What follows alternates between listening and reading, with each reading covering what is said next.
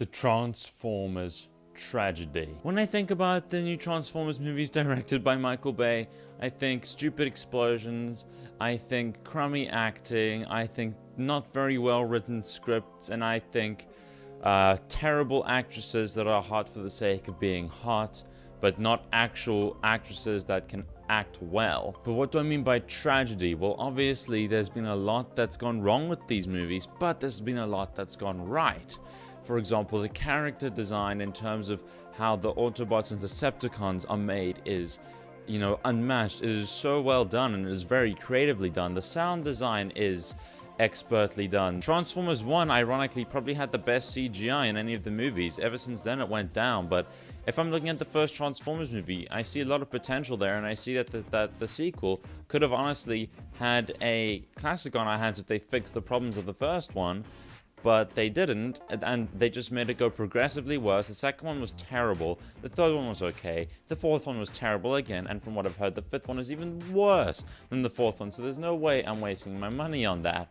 But my point here is, these movies clearly had some talent behind them, such as Optimus Prime's voice actor, which I'm not very good at impersonating, but the people who voice act the Transformers have amazing talent. The people who designed these Transformers for the live action screen have amazing talent. The people who did the sound effects have amazing talent. The people who did the CGI have amazing talent. And hell, even Michael Bay has amazing talent when it comes to set pieces and everything like that. But he should not have been directing the movie. He should not have been overseeing the script or any of that kind of stuff.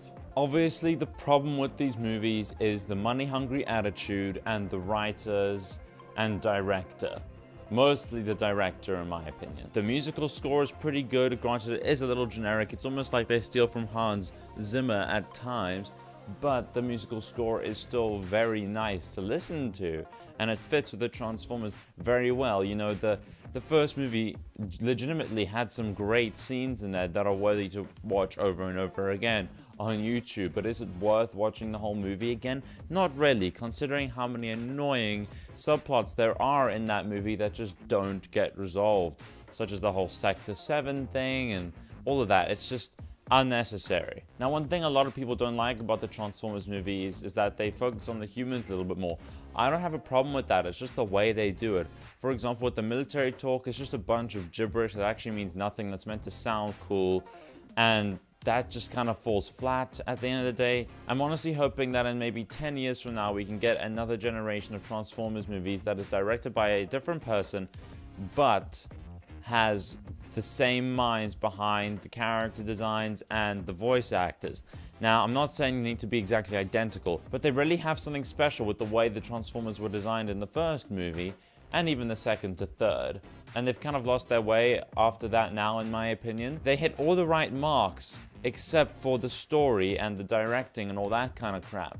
So in 10 years, if we can just get a clean slate, the same people working on the sound effects, the same people working on the character designs, and how the Transformers look and act and move and sound, aka the voice actors for that one, but just a different director and writer, I would be so happy, because then those would be amazing movies. Now, when people say that the Transformers movies are crap, which they are at this point, people like to say, oh, it's Transformers, it's just meant to be robots fighting robots, what else do you expect?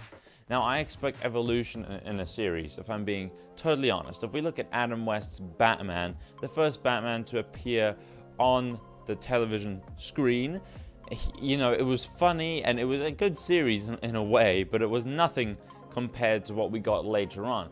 And if Batman hadn't evolved on the TV screen, we would have never gotten anything like the Dark Knight trilogy. So saying, oh, what do you expect? It's just meant to be robots fighting robots. We could have said the same thing for Batman back on TV. Oh, what do you expect? It's a guy in spandex with another guy in spandex fighting random people. It's no excuse for the series to not evolve and move on, right? And they try to mature it here, but so much so that it becomes cheesy. And what I find so funny is that they try to have this whole dark aspect to the Transformers movies these days, but then at the same time you have the crummy Michael Bay comedy, which isn't even funny.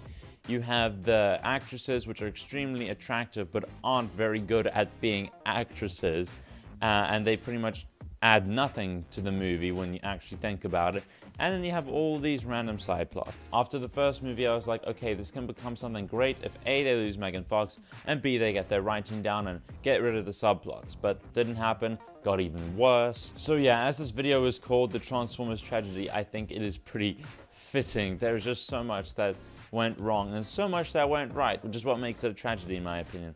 And if you will, I want to present to you a dream team in terms of director and composer for this movie. Now, seeing as the composer already almost mirrors Hans Zimmer in a way, it almost sounds like he's copying him, we may as well have Hans Zimmer come in and do the real thing even better than this guy. As for a director, Christopher Nolan is one of my favorites ever. He may be able to do this well, but I don't think he's the director for this type of movie. You know, he is great at taking something like Batman and making it extremely deep and realistic and stuff like that. But that's not what I think Transformers needs. I think Transformers needs a different director for this movie, but someone not as mindless as Michael Bay. I think this movie would be done extremely well if it was directed by two people, the first being Steven Spielberg and the second being Brad Bird. Now, you may not know Brad Bird, but he's the guy who directed the Iron Giant movie, one of the best animated films of all time. One thing that struck me is how well he managed to humanize the Iron Giant, and he could do the same thing there with the Autobots,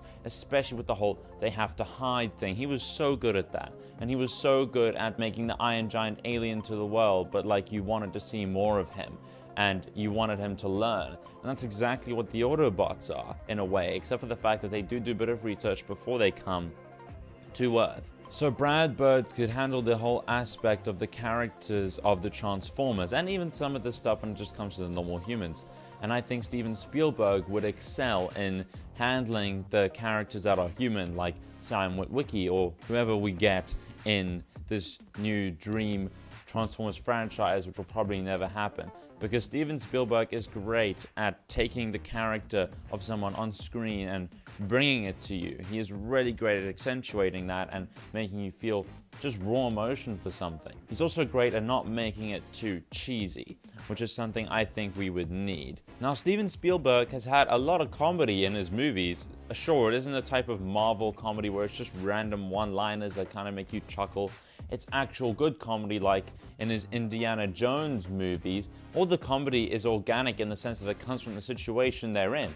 And the kind of stuff that could happen with Transformers there is phenomenal. So yeah, guys, bit of a different video, but I wanted to get this off my chest. I really just wanted to talk about the Transformers franchise and how I think, you know, it's had so much done wrong to it, and how at the same time it's tragedy, because there is some amazing talent behind the Transformers movies right now. There's just also some not so amazing talent behind the director's chair and also in the corporate office. Will this dream team I want ever happen? Probably not. Actually, almost definitely not.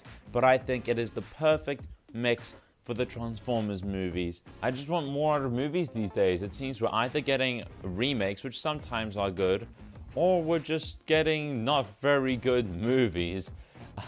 I just want something more. I really do. And often you find that in the indie film perspective, which is actually kind of sad to a degree. Hollywood needs to step up their game, and that's part of what this video is about. Anyway, guys, this has been the Randy Andy Show. You know what to do, and I will see you in the next video.